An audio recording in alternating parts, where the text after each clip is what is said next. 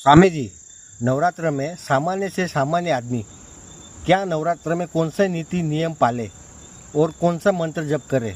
नीति नियम बहुत साधारण है और हमारे परंपराओं में चले आते हैं। पहला नियम है ब्रह्मचर्य का पालन। नवरात्रों में ब्रह्मचर्य का पालन करें, पवित्रता से रहें। और दूसरी बात, भोजन जो हमारी जीवा इंद्रिय है और काम इंद्रिय, इन दोनों का ही कंट्रोल है केवल किसी भी साधना में। विशेष रूप से कुछ भी खा रहे हैं बाहर इधर उधर, कम से कम 9 दिन इस स्वाद इंद्रिय को ट्रेनिंग दें। पवित्र भोजन करना है, अभक्ष्य नहीं खाना, मांसाहार आदि का सेवन नहीं करना। और माता बहनें जानती हैं, आप जानते हो, सेंधा नमक का बनाती हैं माता बहनें। उसका मतलब व्रत का नमक अलग ही होता है, व्रत का भोजन भी अलग होता है।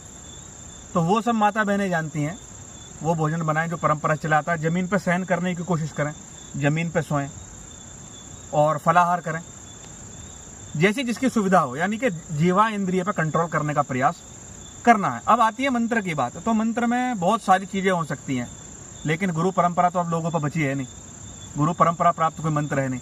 तो दुर्गा जी के 32 नाम दुर्गा सप्तशती के अंदर है। कितने नाम? 32 नाम। उन 32 नामों को 3 बार, कितनी बार? 32 बार पूर्ण किया, फिर दूसरी बार पूर्ण किया, फिर तीसरी बार, 3 बार।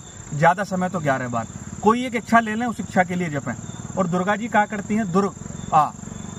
दुर्गा, कठिनाइयों को दूर कर देने वाली का नाम दुर्गा है।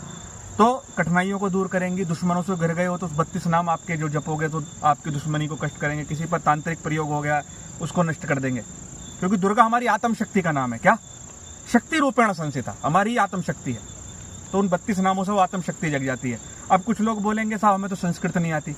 तो भाई आंख बंद कर लो, दुर्गा जी का नाम क्यों जप रहे हो? शक्ति के लिए। दुर्गा जी का नाम क्यों जप रहे हो? सुरक्षा के लिए। दुर्गा जी का नाम क्यों जप रहे हो? ताकि सब कुछ अच्छा रहे। तो क्या बोलना है? मैं सुरक्षित हूँ, मैं शक्तिवान हूँ, जीवन में सब कुछ अच्छा हो रहा है। ये 3 शब्द ले लें और 108 बार उच्चारण करें। कितनी बार? 108 बार। सिंपल है। प्रणाम।